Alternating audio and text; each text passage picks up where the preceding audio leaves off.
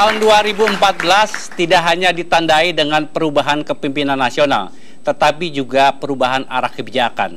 Setidaknya di awal pemerintahan Presiden Joko Widodo ada langkah untuk mengurangi subsidi BBM. Namun, kebijakan yang dilakukan Presiden Jokowi tetap memberikan tekanan kepada perekonomian nasional. Bukan hanya pertumbuhan kita yang memang terus melambat sepanjang 2014, tetapi tekanan terhadap nilai tukar rupiah juga terus terjadi. Apa yang akan kita hadapi di tahun 2015, bagaimana kemudian negara ini perlu menyikapi supaya kemudian pertumbuhan ekonomi bisa membaik dan kemudian peningkatan kesejahteraan masyarakat bisa kita capai. Bersama saya, Suryo Pratomo, inilah Economic Challenges.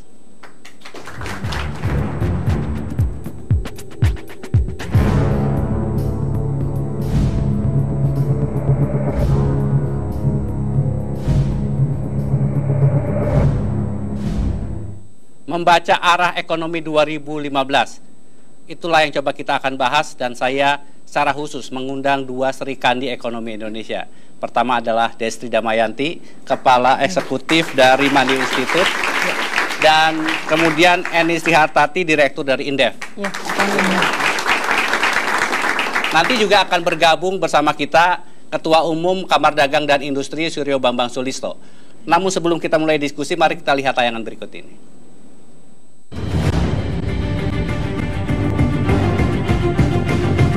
Pemerintahan Joko Widodo mewarisi kondisi ekonomi yang serba sulit. Indonesia menghadapi defisit pada neraca perdagangan, defisit neraca pembayaran, defisit transaksi berjalan, dan defisit anggaran pendapatan dan belanja negara sekaligus. Pelambatan pertumbuhan ekonomi Indonesia ini pun semakin nyata saat perlahan namun pasti ancaman dari luar semakin nyata.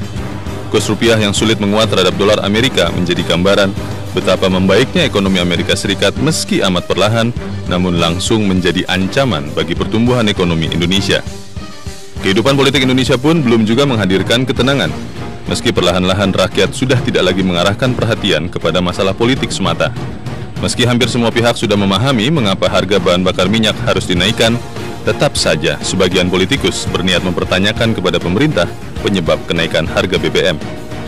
Meski kenaikan harga BBM berimbas kepada naiknya laju inflasi, namun rakyat terus menunggu program pembangunan khususnya infrastruktur yang akan dikerjakan pemerintah sebagai barter dari berkurangnya beban subsidi bahan bakar minyak. Pemerintah juga terus berusaha mengangkat kembali dunia usaha dan industri sebagai lokomotif pertumbuhan ekonomi selain infrastruktur yang rencananya akan dibangun secara besar-besaran oleh pemerintah. Pengusaha dijanjikan bantuan dalam segala aspek, mulai dari penyederhanaan perizinan hingga insentif fiskal dalam bentuk pajak dan bentuk lainnya. Masih suramnya ekonomi Eropa, melambatnya ekonomi Tiongkok, masih lambannya ekonomi India, mulai membaiknya ekonomi Amerika Serikat, menambah beban bagi pemerintahan Joko Widodo. Presiden Joko Widodo dan segenap jajarannya pun menggunakan setiap kesempatan yang ada untuk menarik investasi dari luar untuk membangun Indonesia.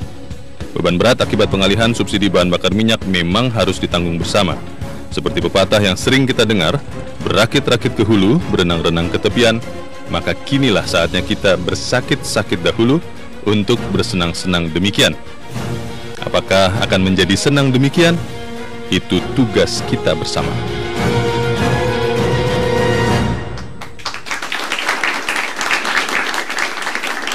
Mbak Destri, Mbak Eni, ada yang menarik kalau kita lihat sepintas kembali ke 2014.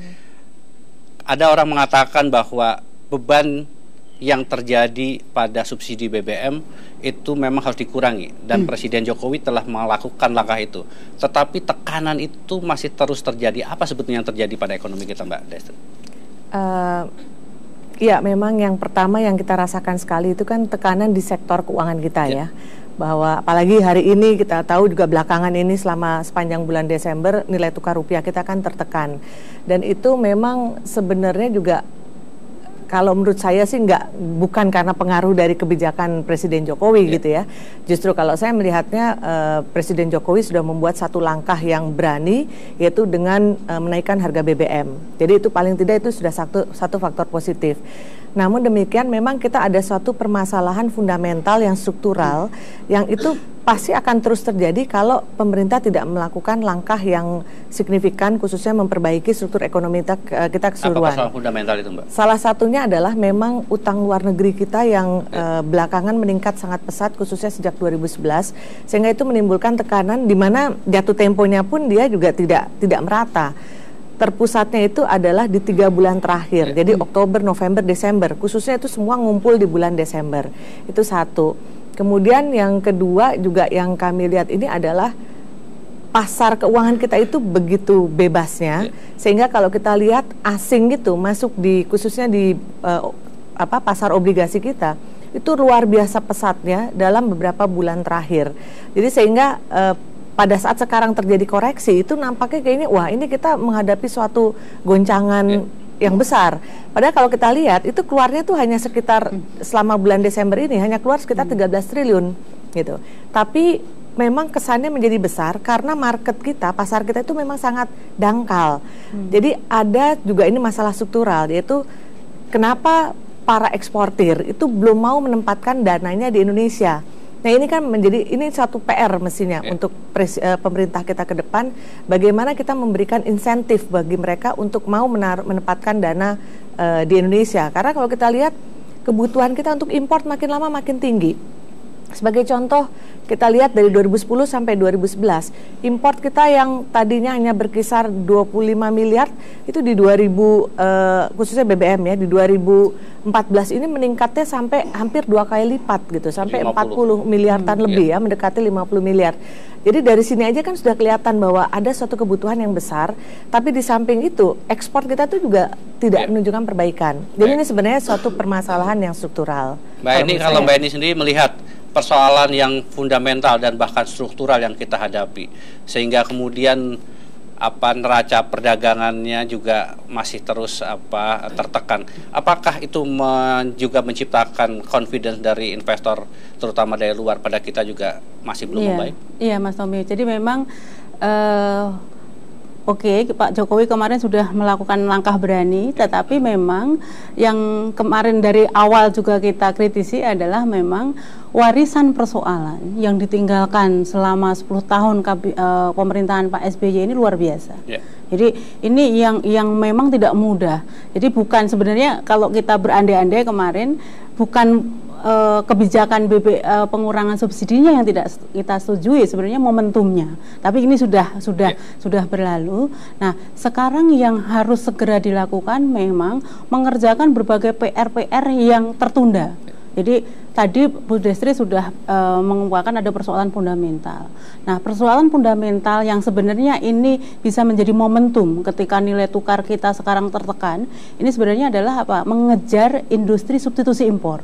Nah, kita kan sudah mengalami deindustrialisasi yang luar biasa.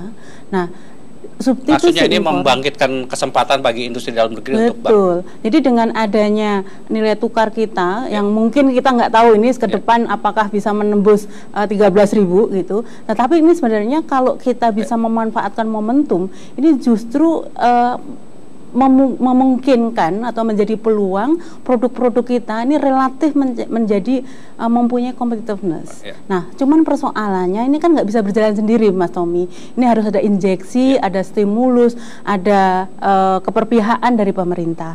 Persoalannya adalah momentumnya ini di akhir tahun, di mana yang pasti APBN yang 2014 sudah tidak memungkinkan. Untuk APBN ke depan ini belum dibahas sama sekali. Nah, kira-kira saya juga tidak tahu apakah ada satu terobosan kebijakan termasuk keberanian Pak Jokowi juga nanti saya ingin untuk tanya kalau gitu, melakukan Mbak itu Eni. gitu. Bagaimana lalu kita melihat 2015? Apakah kita pantas lebih optimistis ataukah sebetulnya banyak hal-hal yang bisa juga mengganggu perjalanan kita? Tapi kita harus jeda terlebih dahulu. Jangan kemana-mana, tetaplah di Economic Challenges.